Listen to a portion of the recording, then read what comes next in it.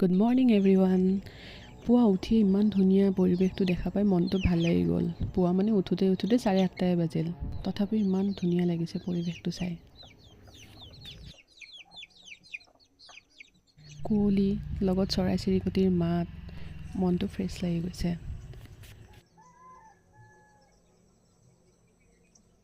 ঠাণ্ডা বতৰ দেখা পাই মনত এটা কথাই আহিল, মেগী। গতিকে ভিতৰত সোমাই মেগী বনোৱাত লাগিলোঁ।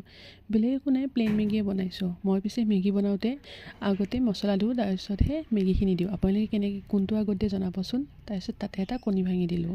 এনেকৈ গৰম গৰমকৈ মেগীখিনি ওলাই লৈছোঁ। বেলেগ মছলা দিবৰ কাৰণে নাছিল ওপৰত, গতিকে পিজ্জা ছিজনিঙে দি দিলোঁ।